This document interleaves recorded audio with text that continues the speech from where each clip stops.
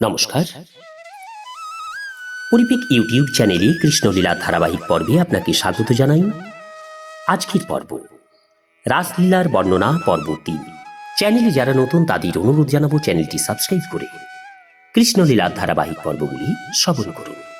আসুন আজকের পর্ব শুরু করি। রাসলীলার বর্ণনা পর্ব ৩।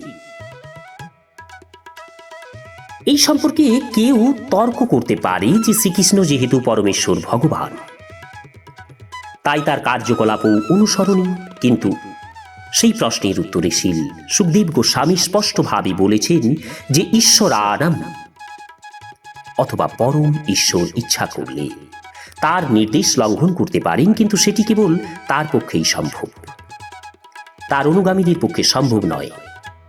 ঈশ্বরের অসাধারণ এবং অস্বাভাবিক কার্যকলাপের অনুকরণ করা কখনো উচিত নয়। শ্রীল সুখদেব গোস্বামী সেই সম্পর্কে সাবধান করে দিয়ে বলেছেন যে বদ্ধজীব যেন কখনো ঈশ্বরের অসাধারণ কার্যকলাপের অনুকরণ না করে। মায়াবাদী দার্শনিকেরা ভ্রান্তভাবে প্রচার করতে পারে যে তারা ভগবান হয়ে গেছে অথবা শ্রীকৃষ্ণ হয়ে গেছে, কিন্তু প্রকৃতপক্ষে তারা কখনোই শ্রীকৃষ্ণের মতো আচরণ করতে পারে না। তারা তাদের অনুগামীদের রাস নৃত্যের অনুকরণ করতে উদ্বুদ্ধ করতে পারে, কিন্তু তারা কখনো গিরি গোবর্ধন তুলতে পারে না। মায়াবাদী ভক্তদের নিজেদের শ্রীকৃষ্ণ বলে প্রচার করে পরস্ত্রীর সঙ্গে রাসলীলা করতে প্রায় দেখা যায়। এই সমস্ত জঘন্য কার্যকলাপের জন্য তাদের অনেক সময় পুলিশ গ্রেপ্তার করে দণ্ড দিয়েছে। শ্রীল ভক্তি বিনোদ ঠাকুর যখন উড়িষ্যায় ডেপুটি ম্যাজিস্ট্রেট ছিলেন, তখন তিনি যুবতী স্ত্রীলোকের সঙ্গে রাসলীলা পরায়ণ এক তথাকথিত বিষ্ণু অবতারকে দণ্ডদান করেছিলেন। সেই পাষণ্ডীর বিরুদ্ধে অনেকে সরকারের কাছে অভিযোগ করেছিল, তাই সরকার তখন শ্রীল ভক্তি বিনোদ ঠাকুরকে সেই অভিযোগগুলি পর্যবেক্ষণ করে সেই পাষণ্ডীকে কঠোরভাবে দণ্ডদান করতে নির্দেশ দিয়েছিলেন। কেউই রাসলীলার অনুকরণ করতে পারে না। শ্রীল সুখদেব গোস্বামী জনসাধারণকে সাবধান করে দিয়ে বলেছেন কেউ যেন তার অনুকরণ করবার চেষ্টা না করে। তিনি স্পষ্টভাবে বলেছেন যে অজ্ঞতার বশবর্তী হয়ে কেউ যদি শ্রীকৃষ্ণের রাসলীলার অনুকরণ করবার চেষ্টা করে তাহলে তার সর্বনাশ হবে। ঠিক যেমন নীলকণ্ঠের অনুকরণ করে কেউ যদি সমুদ্র মন্থনে উত্থিত হলাহল পান করবার অনুকরণ করে তাহলে যেমন অবধারিতভাবে তার মৃত্যু হবে, দেবাদিদেব মহাদেব সমুদ্র মন্থনে উত্থিত হলাহল পান করে তার কণ্ঠে ধারণ করেছিলেন, আর সেই বিষের প্রভাবে তার কণ্ঠ নীলবর্ণ হয়ে যায়, এবং তাই দেবাদিদেব মহাদেবের আরেক নাম হচ্ছে নীলকণ্ঠ। কিন্তু কোনো সাধারণ মানুষ যদি মহাদেবের বিষ পানের অনুকরণ করতে যায় তাহলে তার মৃত্যু অবধারিত। এক বিশেষ অবস্থায় এক বিশেষ উদ্দেশ্যে শ্রীকৃষ্ণ ব্রজ গোপিকাদের সঙ্গে রাসলীলা বিলাস করেছে। অধিকাংশ গোপীরাই তাদের পূর্ব জীবনে ছিলেন বৈদিক শাস্ত্রজ্ঞ মহর্ষি। শ্রীকৃষ্ণ যখন শ্রীরামচন্দ্র রূপে লীলাবিলাস করছিলেন তখন তার সঙ্গসুখ উপভোগ করতে চান তারা। তাই শ্রীরামচন্দ্র তাদের আশীর্বাদ করেন যে তিনি যখন শ্রীকৃষ্ণচন্দ্র রূপে আবির্ভূত হবেন তখন তিনি তাদের সেই মনস্কামনা পূর্ণ করবেন। এইভাবে পরমেশ্বর ভগবানের সঙ্গসুখ লাভ করবার জন্য গোপিকারা যুগ যুগান্তর ধরে তপস্যা করেছিলেন। তাই তারা কাত্যায়নী দেবীর কাছে প্রার্থনা করেছিলেন শ্রীকৃষ্ণকে তাদের পতিরূপে পাওয়ার জন্য।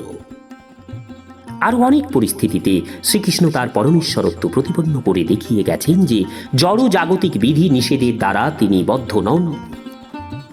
বিশেষ বিশেষ অবস্থায় তার ভক্তকে কৃপা করবার জন্য তিনি তার স্বতন্ত্র ইচ্ছা অনুসারে আচরণ করেছেন। তা কেবল তার পক্ষেই সম্ভব, কেননা তিনি হচ্ছেন পরম ঈশ্বর। সাধারণ মানুষের কর্তব্য হচ্ছে ভগবদ গীতায় প্রদত্ত ভগবান শ্রীকৃষ্ণের নির্দেশ অনুসরণ করা এবং কোনো অবস্থাতেই ভগবানের রাস নৃত্যের অনুকরণ করার কল্পনা পর্যন্ত না করা। শ্রীকৃষ্ণের গিরি গোবর্ধন ধারণ, পুতনা, তৃণাবর্ত, অঘাসুর, ধেনুকাসুর আদি অসুরদের বধ, এই সমস্ত তার অসাধারণ কার্যকলাপ। তেমনি রাস নৃত্যও হচ্ছে তার এক অসাধারণ কার্যকলাপ এবং কোনো সাধারণ মানুষের পক্ষে তার অনুকরণ করা সম্ভব নয়। সাধারণ মানুষের কর্তব্য হচ্ছে অর্জুনের মতো তাদের বৃত্তি অনুসারে ধর্ম আচরণ করে শ্রীকৃষ্ণের সন্তুষ্টি বিধান করা, সেটাই কেবল তার পক্ষে সম্ভব। অর্জুন ছিলেন ক্ষত্রিয় এবং শ্রীকৃষ্ণ চেয়েছিলেন যে তার সন্তুষ্টি বিধানের জন্য অর্জুন যুদ্ধ করুক। প্রথমে যুদ্ধ করতে অসম্মত হলেও অবশেষে অর্জুন রাজি হয়েছিলেন। সাধারণ মানুষের কর্তব্য হচ্ছে শাস্ত্র নির্দেশ অনুসারে কর্ম করা, কোনো অবস্থাতেই তাদের শ্রীকৃষ্ণের রাসলীলার অনুকরণ করে নিজেদের সর্বনাশ করা উচিত নয়। সকলেরই জেনে রাখা উচিত, গোপিকাদের প্রতি কৃপা প্রদর্শন করে তিনি যা করেছিলেন তাতে তার কোনো ব্যক্তিগত স্বার্থ ছিল না। ভগবত গীতাতে তিনি বলেছেন, না মাম কর্মাণি লিম্পতি, অর্থাৎ শ্রীকৃষ্ণ কখনোই তার কর্মের ফল ভোগ করে না। তাই তার পক্ষে অধর্ম আচরণ করা কখনোই সম্ভব নয়। সর্ব অবস্থাতেই তিনি সব রকমের কর্ম এবং ধর্মীয় বিধির অতীত। জড় প্রকৃতির গুণগুলি কখনোই তাকে স্পর্শ করতে পারে না। তিনি হচ্ছেন সমস্ত জীবের পরম নিয়ন্তা।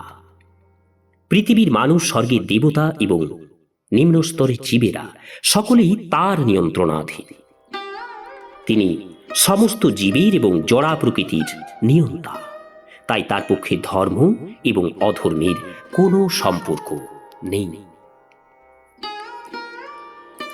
শ্রী সুখদেব গোস্বামী এই সিদ্ধান্তে আরও বলেছে যে মহান ঋষি এবং মহান ভক্ত যারা সব রকমের জড় বন্ধন থেকে মুক্ত হয়েছেন, তারা পরমেশ্বর ভগবান শ্রীকৃষ্ণকে তাদের হৃদয়ে ধারণ করে জড় জগতের যে কোনো কলুষিত পরিবেশে নির্ভয়ে বিচরণ করতে পারে। এইভাবে তারাও জড়া প্রকৃতির গুণজাত সুখ এবং দুঃখের প্রভাব থেকে মুক্ত হন। তাহলে তার অন্তরঙ্গা শক্তির দ্বারা স্বেচ্ছায় এই জগতে আবির্ভূত হয়েছেন যে পরমেশ্বর ভগবান, তিনি কিভাবে কর্মবন্ধনের দ্বারা প্রভাবিত হবেন? ভগবদ্গীতায় শ্রীকৃষ্ণ স্পষ্টভাবে বলেছেন যে তিনি তার অন্তরঙ্গা শক্তির প্রভাবে এই জগতে আবির্ভূত হন। সাধারণ মানুষের মতো কর্মবন্ধনের দ্বারা আবদ্ধ হয়ে তাকে দেহ ধারণ করতে বাধ্য হতে হয় না। এই জগতে প্রতিটি জীবকেই তার পূর্বকৃত কর্ম অনুসারে প্রকৃতি প্রদত্ত দেহ ধারণ করতে বাধ্য হতে হয়। কিন্তু শ্রীকৃষ্ণ যখন আবির্ভূত হন, তখন তাকে তার পূর্বকৃত কর্মের ফল অনুসারে দেহ ধারণ করতে হয় না। তার শ্রী বিগ্রহ হচ্ছে তার অন্তরঙ্গা শক্তি প্রসূত দিব্য লীলা। তিনি কখনো কর্মবন্ধনের দ্বারা প্রভাবিত হন না। অদ্বৈতবাদী মায়াবাদীদের প্রকৃতির নিয়ম অনুসারে কোনো বিশেষ শরীর ধারণ করার জন্য যদি বাধ্য হতে হয়, তাই তারা যে শ্রীকৃষ্ণ হবার বা ভগবান হবার দাবি করে, সেই দাবি সম্পূর্ণ অর্থহীন। যে সমস্ত মানুষ ভগবান হয়ে গেছে বলে দাবি করে রাসলীলার অনুকরণ করে, তারা নিজেদের সর্বনাশ তো করেই, সেই সঙ্গে জনসাধারণকেও বিপদগামী করে তাদের সর্বনাশ করে। পরমেশ্বর ভগবান শ্রীকৃষ্ণ পরমাত্মা রূপে প্রতিটি গোপিকার অন্তরে এবং তাদের পতিদের অন্তরে বিরাজমান। তিনি হচ্ছেন সমস্ত জীবের পরিচালক, যা কঠোপনিষদে প্রতিপন্ন হয়েছে। নিত্য নিত্যানম চেতনশ্চেতনামম। পরমাত্মা জীবাত্মাকে পরিচালিত করেন এবং সেই পরমাত্মা হচ্ছেন জীবের সমস্ত কর্মের সাক্ষী। নমস্কার, আজকের পর্ব এখানেই শেষ করছি। আগামী পর্ব রাসলীলার বর্ণনা পর্ব 4 নিয়ে আসবো। চ্যানেলে যারা নতুন তাদের অনুরোধ জানাবো চ্যানেলটি সাবস্ক্রাইব করে কৃষ্ণলীলার ধারাবাহিক পর্বগুলি শ্রবণ করুন। রাধে রাধে, হরে কৃষ্ণ।